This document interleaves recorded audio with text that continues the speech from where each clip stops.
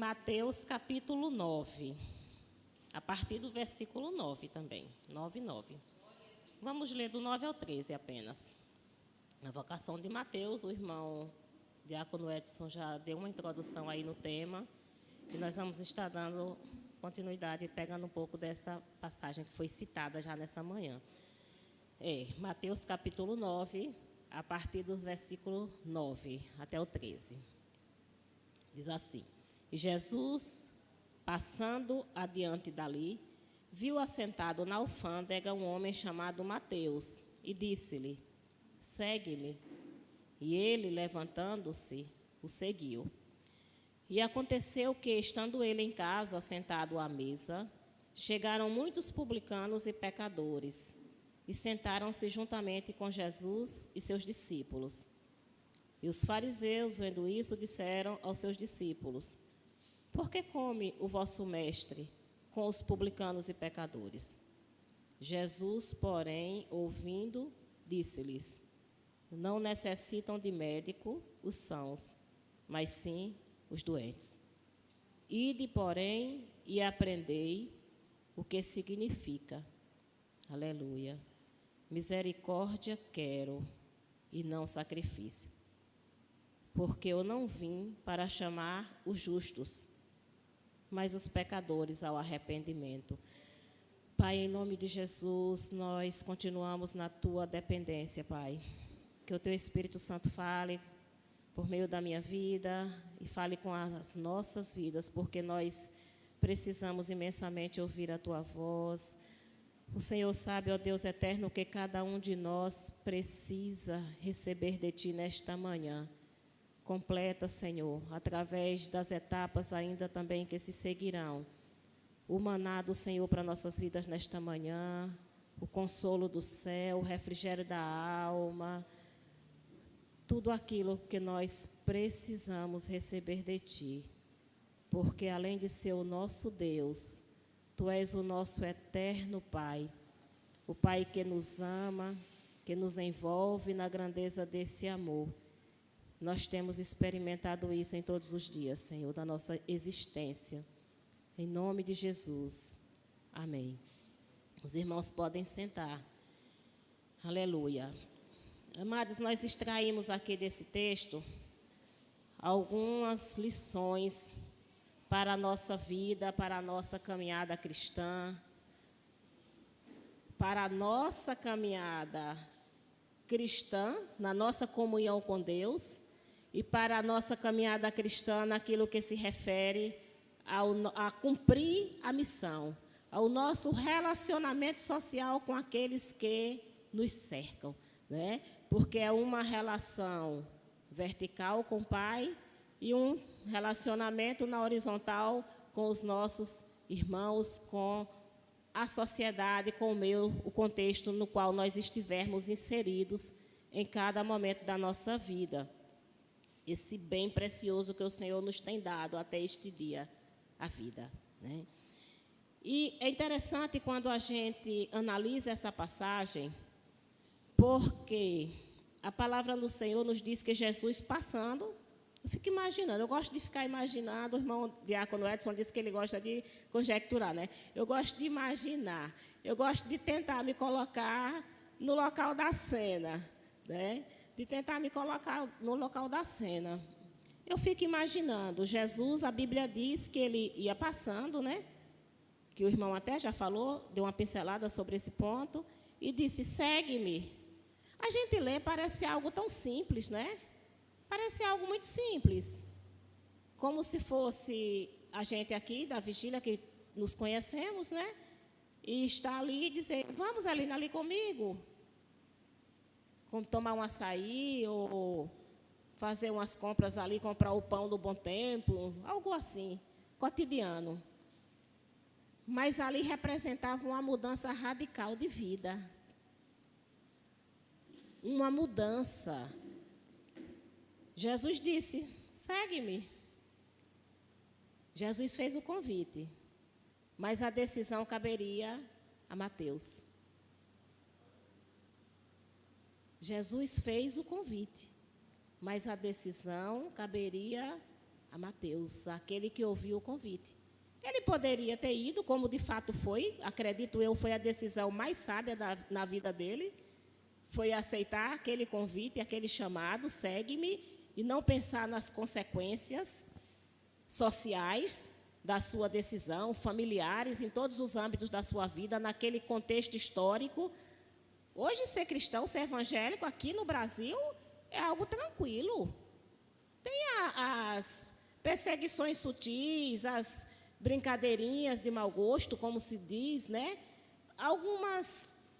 Até algumas exclusões mesmo, mas nós temos liberdade de nos reunirmos, nós temos voz, nós temos voto, nós temos uma família em Cristo. Se alguns familiares ou amigos outrora, né, muitas vezes nos excluem, nos rejeitam porque agora não compartilhamos da mesma prática de vida, mas já tem uma família que nos abraça, é tranquilo. Naquele contexto ali não, representava perseguição, representava talvez perder determinados privilégios de determinados empregos, representava muitas consequências danosas socialmente falando.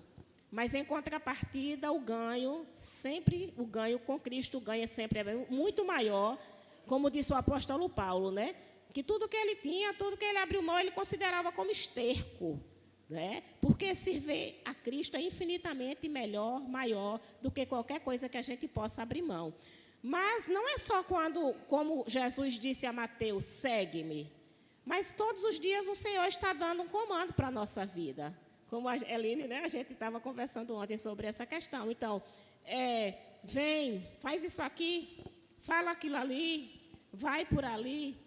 O Senhor está sempre, todos os dias, nos dando comando, nos convocando para fazer algo, para cumprir missões. E nós precisamos estar com os ouvidos espirituais sensíveis e aguçados para seguir por onde Jesus ordenar, por onde Jesus nos convidar a seguir. Porque às vezes Ele convida, às vezes é aquela ordenança, é mais imperativo mesmo, olha, vai, faz aquilo ali. E hoje tem coisas que tem o caráter de urgência, né? Que tem caráter de urgência. Nós continuamos ouvindo aquela voz que Mateus ouviu. Eu acredito que aquela voz foi assim, tão impactante no íntimo. Obviamente, Mateus já devia ter presenciado Jesus falando, já devia ter contemplado alguma coisa, mas que mexeu tão íntimo no profundo, que Jesus passando disse, segue-me. E ele seguiu. E ele seguiu. Aleluia. Então, Jesus, ele sempre promove a circunstância, a ambiência, para que nós possamos tomar as decisões acertadas, as decisões corretas, as decisões que ele espera de nós. Mas ele nos dá o livre-arbítrio para decidir se queremos ir por onde ele está nos conduzindo ou se vamos dizer não. Aleluia. E aconteceu que, estando ele em casa, sentado à mesa. Gente, quando eu li isso aqui, quando eu reli hoje, que ontem estávamos, né, falando sobre, Glauber ontem fez uma ministração lá na chácara, sobre a importância de estar à mesa. E ali o Senhor falava no meu coração, aqui muito forte nessa palavra, porque estar à mesa representa ter intimidade, representa ter tempo, representa conhecimento, troca de informações, aprendizado, ensino e aprendizado, uma via de mão dupla. Quando é conosco, com Cristo, a gente não tem como dar esse aprendizado, mas a gente recebe. Eu fiquei aqui pensando, quando a gente está em casa, possivelmente aconteça com vocês, comigo acontece muito frequentemente, se a gente estiver com muita pressa, por conta do horário, para algum compromisso, para o trabalho, qualquer coisa de hora marcada, dificilmente a gente tem tempo de tomar um café junto, em família, e sentar à mesa. Não é verdade? Por quê? Porque sentar à mesa, não é pegar o que está na mesa. Sentar à mesa requer tempo. É a hora do bate-papo. É a hora, como a gente diria no popular, é a hora da prosa. É a hora de DRs, muitas vezes, né? De discutir algumas questões, de se resolver problemas, de se congratular, de sorrir, lembrando de alguma situação vivenciada, geralmente, recentemente, né, em curto tempo, que não se teve uma outra oportunidade de compartilhar.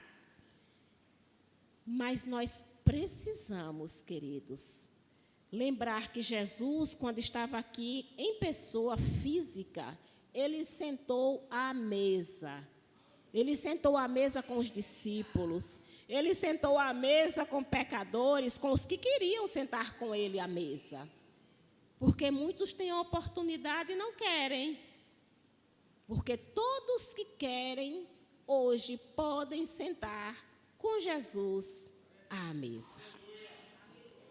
Mas precisa querer, precisa tirar tempo, porque a gente anda num corre-corre com tantas atribuições, com tantas responsabilidades, mas precisamos lembrar, como o Glauber tem frisado muito recentemente, que as pessoas são mais importantes do que as coisas. Até mesmo do que o fazer da obra do Senhor. Fazer a obra do Senhor envolve relacionamento, envolve pessoas. E se a gente não se policiar, muitas vezes se preocupa tanto em fazer, que esquece do se relacionar. E para isso requer tempo. Precisamos querer estar com Jesus à mesa. Intimidade, tempo, mas também é conhecimento, é crescimento, é fortalecimento, é renovo, é tudo que nós precisamos e mais alguma coisa parar, tirar esse tempo para estar com Jesus à mesa. Aleluia. E quem estava ali com Jesus à mesa? Quem foi que chegou? Chegaram, não diz que Jesus convidou. Chegaram muitos publicanos e pecadores e sentaram-se juntamente com Jesus e seus discípulos. Por quê? Porque eles se reconheciam pecadores. E eles queriam aprender mais do Mestre. Eles queriam ser alcançados pela graça salvadora do Mestre. Mas, gente, como a gente compara o contexto histórico, o contexto da igreja, o contexto espiritual daquela época, no primeiro século, há praticamente 1900 e tantos anos, quase 2000 anos atrás, e a gente vê a mesma lógica nos dias de hoje. Porque, enquanto aqueles publicanos e pecadores se sentaram com Jesus e os discípulos à mesa, porque eles estavam interessados em construir aquele relacionamento com Cristo, eles estavam interessados em ter intimidade com aqueles que eles já estavam convictos de que era o Salvador do mundo. No versículo 11 nos diz que os fariseus, vendo isso, disseram aos discípulos: por que come o vosso mestre com os publicanos e pecadores? Eu compreendo que esses fariseus eles não estavam à mesa, mas eles estavam próximos observando e criticando. Quando a gente lê no capítulo 8, aliás, ainda no capítulo 9 mesmo, no versículo 3, um fato anterior a esse, Jesus estava ali também, no contexto, sempre com aqueles que se reconheciam pecadores e que dependiam da graça divina. E quando trouxeram aquele paralítico deitado numa cama, que Jesus disse: filho, tem bom ânimo, versículo 2 e 3 do capítulo 9. Perdoados te são os teus pecados. Eis que alguns dos escribas diziam entre si: ele blasfema. Os escribas, num contexto onde Jesus estava ali dando uma palavra de fé, de encorajamento, de conforto para aquele paralítico com a vida tão sofrida, os escribas diziam: ele blasfema. Nesse outro contexto, Jesus sentado à mesa, onde chegam os publicanos e pecadores, e Jesus dá atenção, Jesus veio para salvar o pecador. Aí os outros, publicanos e pecadores sentados, e os fariseus dizem: por que o vosso mestre come com os publicanos e pecadores? Quando eu digo que a gente vê que o contexto, que a lógica espiritual é a mesma, porque aquele que está por trás arquitetando, tentando impedir que o plano de salvação se concretize nas nossas vidas, na vida da humanidade, é o mesmo que está por trás arquitetando.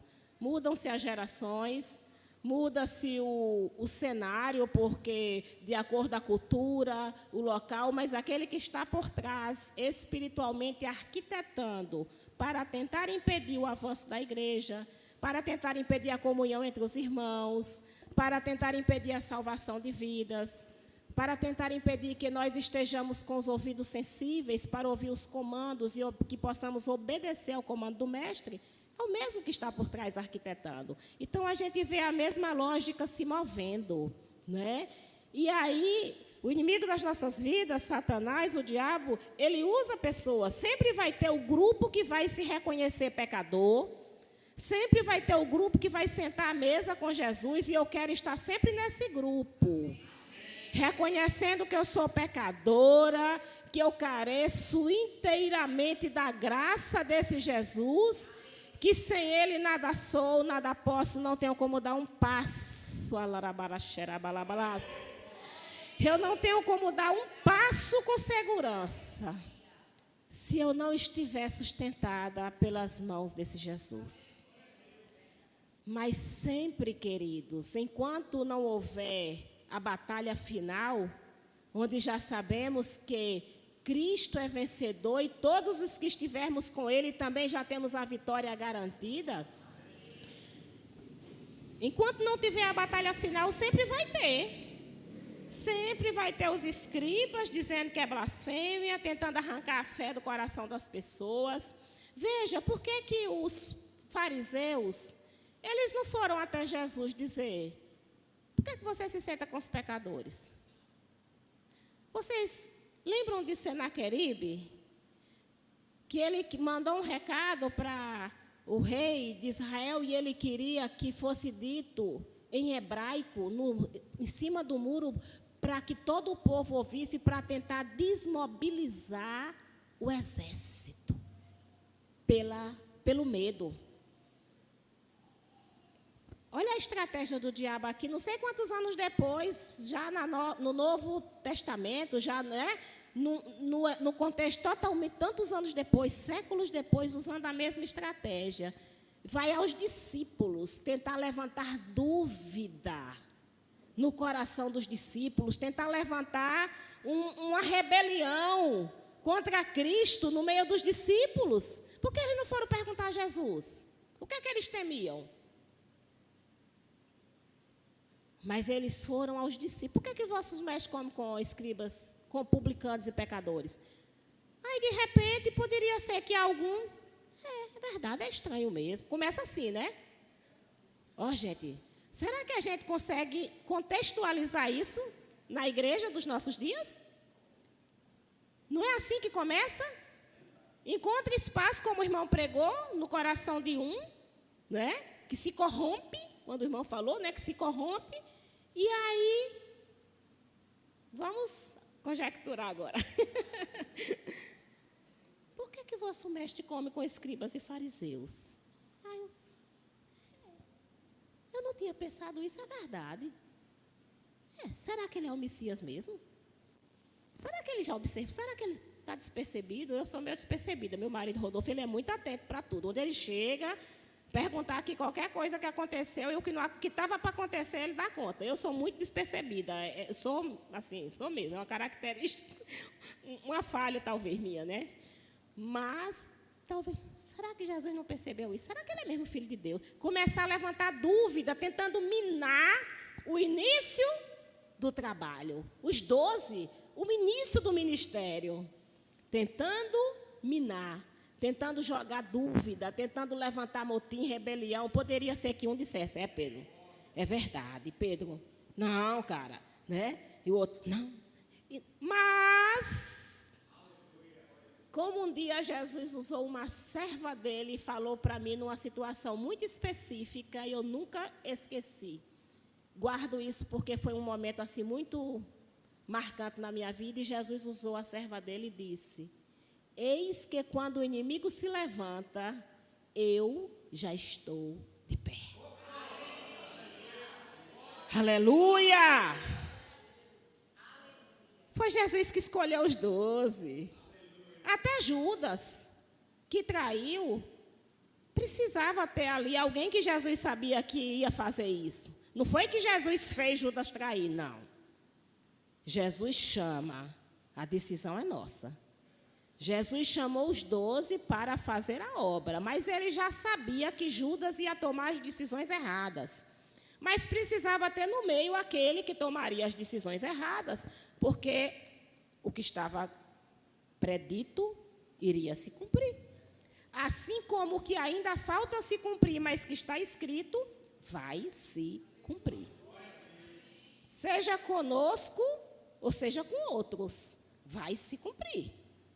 Amém? Aleluia!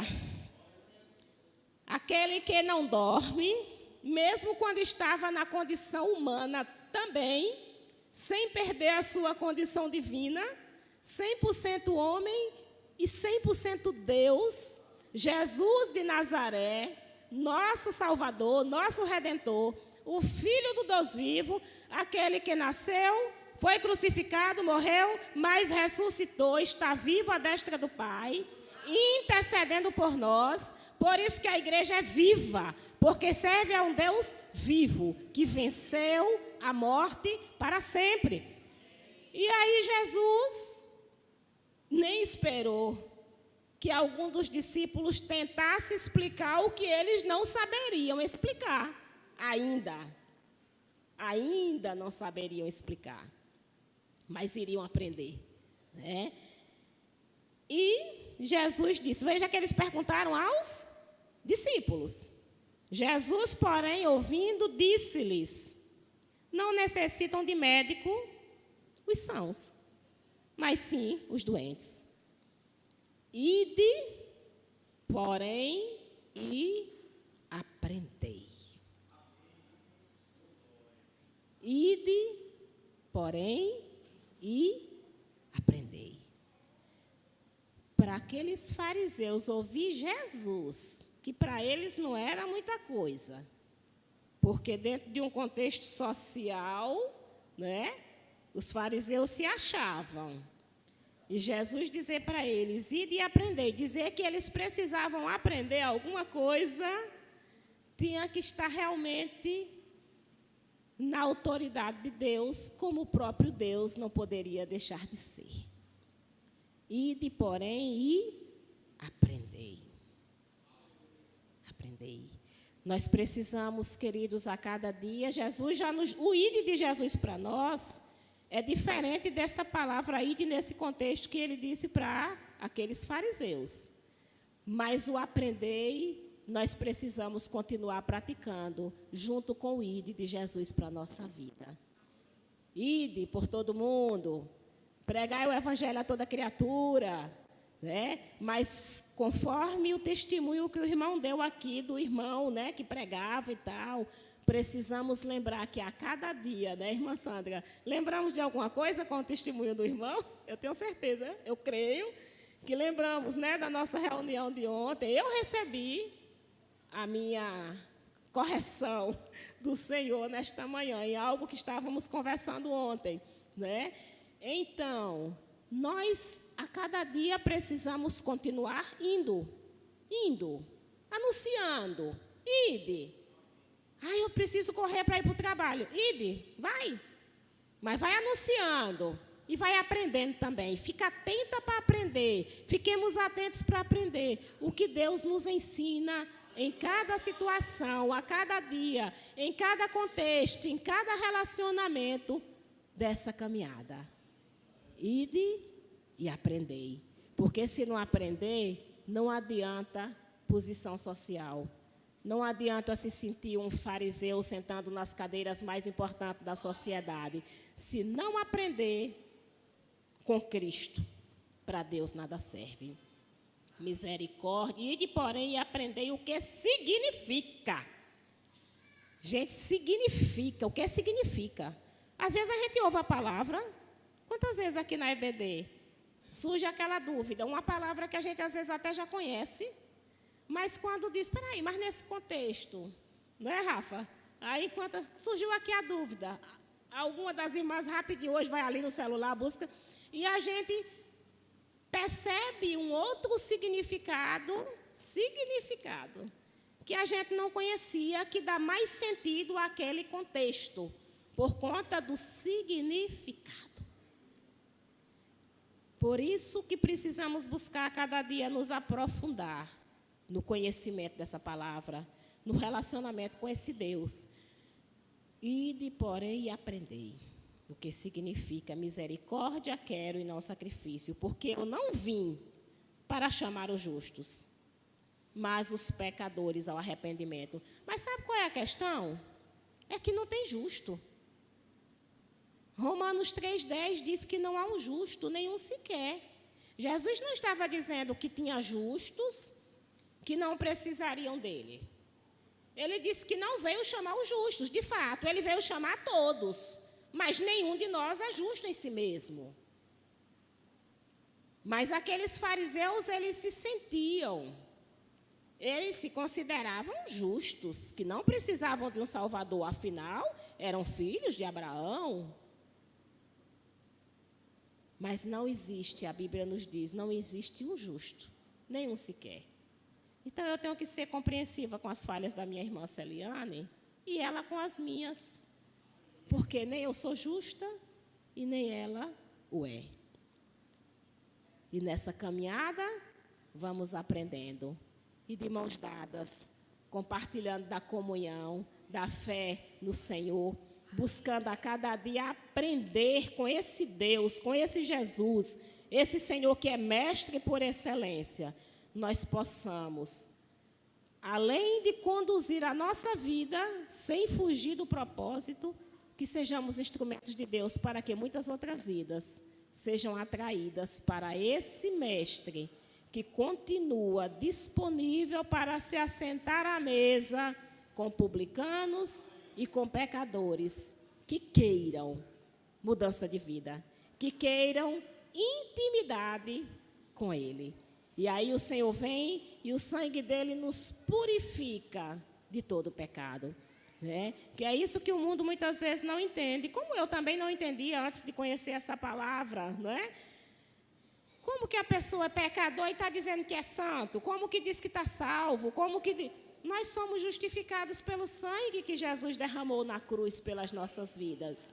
A diferença dos publicanos e pecadores que sentaram à mesa com Cristo para os fariseus que ficaram de fora criticando, é que ambos eram pecadores, porém a diferença, uns reconheceram e foram até aquele que pode purificar, podia purificá-los e pode, e sempre poderá purificar o homem dos seus pecados. E os outros ficaram de fora, só criticando as atitudes do nosso mestre. Né? Então, que o Senhor continue falando aos nossos corações e nos ajudando a aprender e ir aprendendo e indo e aprendendo, porque Ele é o nosso mestre e segura na nossa mão.